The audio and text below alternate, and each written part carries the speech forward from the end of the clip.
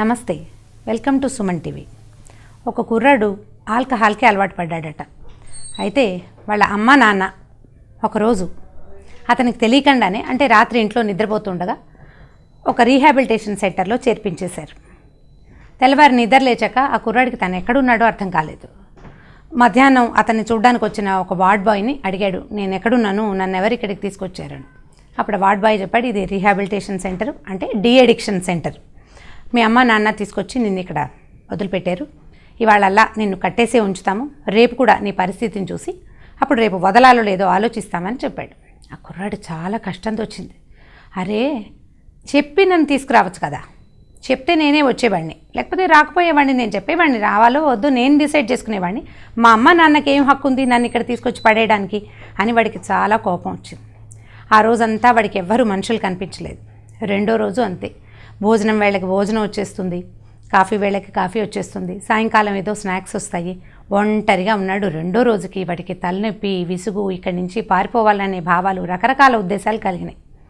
మూడో రోజుకి వాడికి సిగరెట్ కాలుద్దాము, ఏదైనా తాగుదాము, ఏదైనా తిందాము అని అనిపించడం మొదలెట్టింది.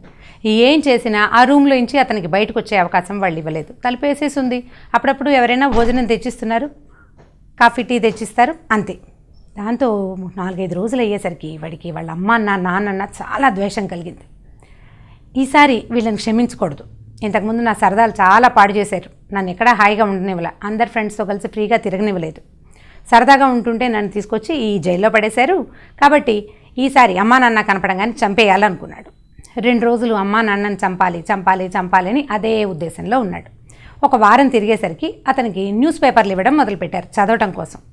న్యూస్ పేపర్ చదువుతుంటే వాడికి ఒక హత్యానేరం మీద అరెస్ట్ అయిన వాడికి 50 జీవ జైలు శిక్ష పడిందన్న వార్త కనపడింది. ఓహో, అమ్మా నాన్నని చంపేస్తే రేపొద్దున నన్ను జైల్లో పెడతారు, 14 ఏళ్ళు. ఇప్పుడు ఒక వారం రోజుల్లోనే ఉండలేకపోతే నేను 14 ఏళ్ళు ఎలా ఉంటాను? కాబట్టి దొరకకుండా హత్య చేయటం ఎట్లా, పోలీసులకి దొరకకూడదు. దాని మీద రకరకాల ప్లాన్లు ఆలోచిస్తూ ఒక 5-6 రోజులు గడిపాడు. 5-6 రోజుల తర్వాత వాడికి ఏమనిపించిందంటే, ఈ ప్లాన్లు ఇలా రకరకాల ఆలోచిస్తుంటే కాదు, వీటిని చక్కగా కాగితం మీద పెడితే బాగా జ్ఞాపకం ఉంటాయి, ఏదైనా చిన్న పొన్న ప్రాబ్లం వచ్చినా మనం రెక్టిఫై చేసుకోవచ్చు అని ఆలోచించుకుని ఏం చేశాడు, అతనికి కేసు హిస్టరీ రాసేందుకు కొన్ని పేపర్స్ ఒక బోర్డుకి క్లిప్ చేసి అక్కడ పెట్టున్నాయి. ఆ పేపర్ల మీద వెనక భాగంలో తను అనుకున్న ఒక్కొక్క ప్లాను రాయడం మొదలుపెట్టాడు. 4 రోజులు గడిచేసరికి ఆ పేపర్లన్నీ నిండిపోయినాయి. ఇతని దగ్గరకు వస్తున్న డాక్టర్లు, వార్డ్ బాయ్స్ అవి చూస్తూనే ఉన్నారు, కానీ ఎవరు ఏమీ మాట్లాడలేదు.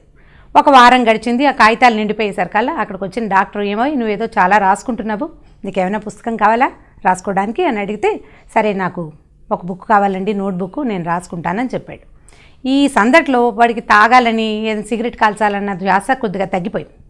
సరే నోట్బుక్ పట్టుకొచ్చారు. నోట్బుక్ మీద హెడ్డింగ్ పెట్టుకున్నాడు ఫస్ట్ పేజ్లో, అమ్మ నాన్నని చంపటం ఎలా, మొదటిది.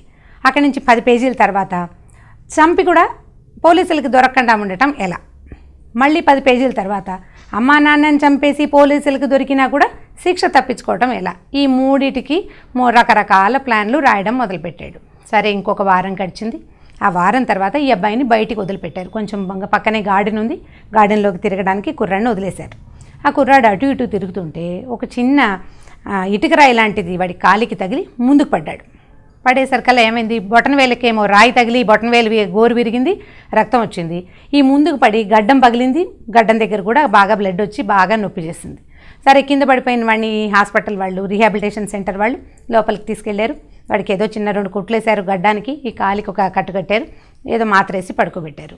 అప్పుడు తాత్కాలికంగా మాత్ర వేసుకునేసరికి నొప్పి తగ్గినట్టే ఉంది. రాత్రికి అది చలికాలం కావడంతో వాడికి చాలా నొప్పి చేసింది. ఇక అమ్మ నాన్న అని మూలగటం మొదలుపెట్టాడు. నాన్నని ఎక్కువగా అనుకోలేదు, కానీ అమ్మ అంటూ మూలుగుతున్నాడు. కాసేపటికి వాడికి ఏమనిపించింది, నేను చాలా ఒంటరిగా ఉన్నాను, అయ్యో అమ్మ లేదు, నాకు కనుక జ్వరం వచ్చినప్పుడు, చిన్నప్పుడే కాదు కొంచెం పెద్ద అయ్యాక కూడా మా అమ్మ ఎప్పుడూ నాతోటే ఉండేది, వీడికి జలుబు చేసినా జ్వరం వచ్చినా ఎలా వాళ్ళమ్మ వాడి వెనకాల ఉండేదో వాడికి గుర్తొచ్చింది. అమ్మ లేదు, ఇప్పుడు నాకు తలనొప్పిగా ఉంది, నా తల ఎవరు నొక్కుతారు, నా కాలు నొప్పిగా ఉంది, కాలు ఎవరు రాస్తారు అని దిగులు పడ్డాడు. ఇలా 2-3 గంటలు గడిచిన తర్వాత వాడికి సడన్గా స్ట్రైక్ అయింది, నేను అమ్మని కూడా చంపేస్తే నాకు ఏదైనా దెబ్బ తగిలినప్పుడు, జ్వరం వచ్చినప్పుడు, అవసరం వచ్చినప్పుడు మనతో ఎవరుంటారు, కాబట్టి అమ్మని చంపకూడదు. అప్పుడు వాడు వాళ్ళ అమ్మ గురించి ఆలోచించడం మొదలెట్టాడు. తను ఒక 5 సంవత్సరాలుగా, అంటే ఇంటర్మీడియట్ నుంచి తరచుగా తాగి వస్తుంటే ఎప్పుడు చూసి ఏడుస్తూ దుఃఖంగా ఉండే వాళ్ళమ్మ వాడికి గుర్తొచ్చింది. ఒకసారి కూడా వాళ్ళమ్మ వాడిని కొట్టలేదు, తిట్టలేదు, నాన్నే తిడుతూ ఉండేవాడు. ఈ అమ్మ పాపం ఎప్పుడూ ఏడుస్తూ తను చూసి బాధపడుతుండి, నాయన ఇలా చెడు తిరగలు తిరక్కరా, తాగకరా, ప్లీజ్రా అని బతిమలాడుతూ అలాగే ఉండే అమ్మాయి వాడికి గుర్తొచ్చింది. కానీ వాడిని తిట్టి చిన్నప్పుడు మాట వినకపోతే 2 దెబ్బలేసిన అమ్మ వాడికి గుర్తురాల. ఈ అమ్మని చంపకూడదు. మర్నాడు ఏం చేశాడంటే అమ్మ నాన్నని చంపడం ఎలా అని రాసిన హెడ్డింగుల్లో నుంచి అమ్మని రౌండ్ ఆఫ్ చేసేసాడు. సో అమ్మని చంపకూడదు, ఒట్టిగా నాన్ననే చంపాలి, ఎందుకంటే నాన్నే దుర్మార్గుడు, నాన్న వల్లే నేను రీహాబిలిటేషన్ సెంటర్కి వచ్చాను. ఇంకొక వారం పాటు ఈ హత్యలు ఎలా చేయాలి ఈ ప్లాన్ల మీదే ఉన్నాడు. మళ్ళీ అమ్మకి తెలియకుండా నాన్నని ఎలా చంపాలి అని ఒక హెడ్డింగ్ పెట్టుకున్నాడు. ఒకవేళ అమ్మకి నాన్నని నేనే చంపానని తెలిస్తే అమ్మ నా దగ్గరికి రాదేమో, అమ్మని మన దగ్గర చేసుకోవాలంటే అమ్మకి తెలియకూడదు. దానికి కూడా కొన్ని ప్లాన్లు ఆలోచించుకున్నాడు. ఈ చివర ఇంకొక 10 రోజుల్లో ఇతన్ని రీహాబిలిటేషన్ నుంచి బయటికి పంపేస్తారనగా ఇలాగే ఇతనిలాగానే చేరిన మిగిలిన ఒక 10 మందిని ఒక గ్రూప్ లాగా చేసి మీలో మీరు మీ సంగతులు ఒకళ్ళతో ఒకళ్ళకి చెప్పుకుని డిస్కస్ చేసుకోండి, ఎంత మటుకు మారాం, ఎలా మారాం, ఇంకా ఎలా మారాలి అనే విషయం మీద మీరు మాట్లాడుకోండి అని చెప్పి వీళ్ళందరినీ ఒక చోట కూర్చోబెట్టారు. ఆ కుర్రాడు అందరినీ పరిశీలించి చూస్తే తన వయసున్న వాళ్ళు 2-3, తనకంటే చాలా పెద్దవాళ్ళు, తన నాన్న వయసు వాళ్ళు, నాన్నకంటే పెద్దవాళ్ళు కూడా ఆ గ్రూప్లో వాడికి కనపడ్డారు. అయితే తన నాన్నలాగానే ఇంచుమించుగా ఉన్న ఒక ఆయన్ని వాడు మొదటి రోజున ఏం మాట్లాడలేకపోయాడు. కానీ రెండో రోజున అడిగాడు, మీరు ఎందుకండి ఇక్కడికి వచ్చారు, మిమ్మల్ని ఎవరు తెచ్చారంటే ఆయన చాలా దుఃఖంగా నన్ను మా అబ్బాయి తీసుకొచ్చాడు నాయన, నీ అంతే ఉంటాడు పాపం, ఇప్పుడే వాడు ఇంజనీరింగ్ చదివైంది, నన్ను భరించలేక తీసుకొచ్చాడు అని ఆయన చాలా దుఃఖంగా చెప్పాడు. అదేంటండి, ఎక్కడైనా పిల్లలు తాగుతారు కానీ పెద్దవాళ్ళు తాగుతారా, నాన్నలు ఎక్కడ తాగుతారు, మా నాన్న తాగడే అన్నాడు. అనేసరికి వీడు మీ నాన్న ఎవరో బంగారు కొండోయ్, నేను అలాంటి వాడిని కాను, నా భార్య పాపం సంపాదించి తెస్తే అదంతా నేను తాగేసేవాడిని, మా అబ్బాయిని నేను చదివించలేదు, వాడి సరదాలు సంతోషాలు ఏమీ తీర్చలేదు, వాడి చదువు కోసం పెట్టిన ఫీజు డబ్బులు కూడా నేనే వాడేసుకుని తాగేసేవాడిని, చివరికి వాడు ఎట్లాగో రోడ్డు మీద కూర్చొని చదువుకుని, పక్క వాళ్ళ ఇంటి బాల్కనీలో కూర్చొని చదువుకుని, వాకిళ్లలో కూర్చొని చదువుకుని మొత్తానికి బీటెక్ పూర్తి చేశాడు. ఇప్పుడు ఒక ఉద్యోగంలో చేరి వాడి కొంచెం జీతం వచ్చాక నన్ను రీహాబిలిటేషన్లో చేర్చాడు. నాన్న నువ్వు మారు, నేను నాతోటే ఉంచుకుంటానని నాకు ధైర్యం చెప్పి నన్ను ఇక్కడ దింపాడని చెప్పాడు. కుర్రాడు మళ్ళీ ఆలోచించడం మొదలెట్టాడు.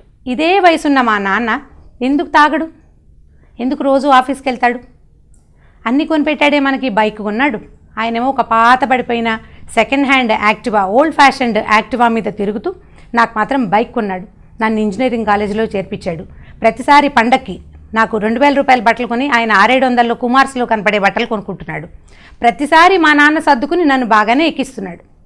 మరి నేనెందుకు ఇలా అయ్యాను, మా నాన్న ఎందుకు అంత సాఫ్ట్గా సాదాసీదాగా ఉన్నాడు, అసలు మా నాన్న చేసిన తప్పేంటి, నేను చేసింది ఏమిటి అనేది ఆలోచించడం మొదలుపెట్టాడు.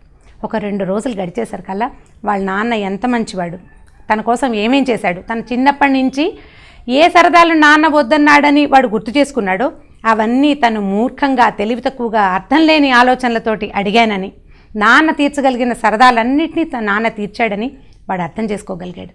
ఇదంతా ఒంటరితనం వల్లే వాడికి సాధ్యపడింది. అప్పుడు ఆ రోజు రాత్రికి తను చూడ్డానికి వచ్చిన డాక్టర్ని నాకు ఇంకొక 2 నోట్సులు కావాలండి అని అడిగాడు. డాక్టర్ అన్నాడు, అబ్బాయి నీకు ఒక బొత్త పుస్తకం ఇచ్చాం కదయ్యా, అది ఫినిష్ చేసావా అంటే, కాదండి రకరకాల హెడ్డింగులు పెట్టుకున్నాను, ఇప్పుడు ఇంకో 2 కొత్త హెడ్డింగులు పెట్టుకోవాలి, 2 వేరు పుస్తకాలు ఇవ్వండి నాకు అని అడిగాడు. అడిగితే సరే డాక్టర్ 2 పుస్తకాలు తెప్పించి, ఈసారి నువ్వు పెట్టే హెడ్డింగ్లు ఏవో నేను కూడా చూస్తానంటే ఆ డాక్టర్ ఎదురుగుండా కూర్చొని ఆ కుర్రాడు రాశాడు, how to say sorry to నాన్న, నాన్నకి క్షమాపణ చెప్పటం ఎలా అనేది ఒకటి. అండ్ 2వ పుస్తకంలో వాడు రాసిన క్యాప్షన్, నేను సరిగ్గా సజావుగా ఉండటం ఎలా అనేది 2వ క్యాప్షన్. ఆ తర్వాత మరుసటి రోజు పొద్దునే డాక్టర్ ఆ అబ్బాయిని నీ పుస్తకాలతో పాటు నువ్వు ఇంటికి వెళ్ళిపో, నువ్వు మళ్ళీ రావక్కర్లేదని చెప్పి ఆ అబ్బాయిని ఇంటికి పంపించేశాడు. ఈ వీడియో కనుక మీకు నచ్చినట్లయితే లైక్ చేయండి, షేర్ చేయండి, మరిన్ని వీడియోస్ కోసం మా ఛానల్కి సబ్స్క్రైబ్ చేయండి.